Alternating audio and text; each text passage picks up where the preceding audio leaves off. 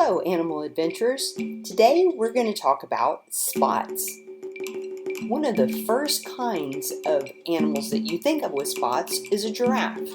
You're probably thinking camouflage and that big giant animal, but if you think about a group of giraffes in a thicket of trees, and some of those giraffes actually have a pattern on them that looks very similar to a leaf, it definitely does help them blend in.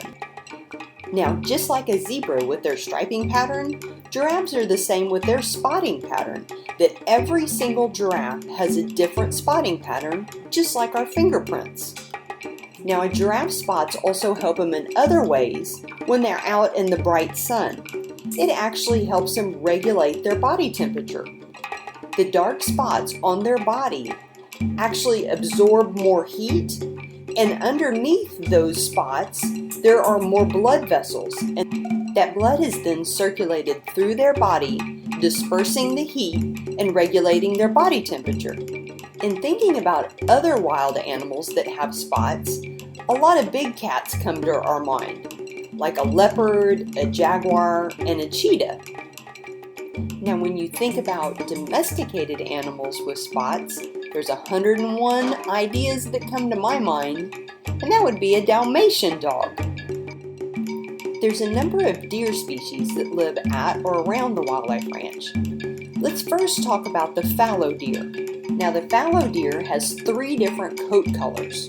One is white, one is chocolate, which is obviously a brown color, and the third is a spotted fallow. Now, another deer species that looks very similar to the fallow deer that lives at the wildlife ranch is an axis deer. An axis deer is actually also known as the spotted deer. Now, they have very distinct bright white spots, and they are born with these spots and they keep them their entire life. Now let's talk about a deer that is native or indigenous to Texas, and that would be the whitetailed deer. Now, the whitetailed deer is actually born with spots, but as they grow older, they lose those spots. Knowing a little bit about their behavior will show us why those spots are very important for baby whitetailed deer.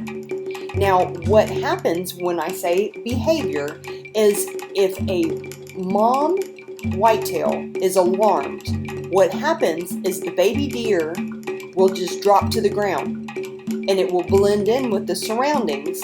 Mom will then go to a safe place and hide and watch until danger is gone, and then mom will come back and get that baby.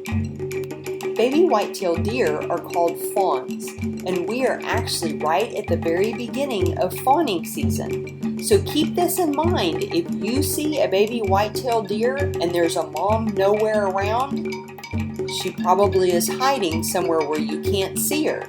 So don't touch her, because as soon as you touch her, your smell is on that baby deer, and you sure do not want to risk mom rejecting her because your scent is on it. We hope you enjoyed this episode of Educational Adventures.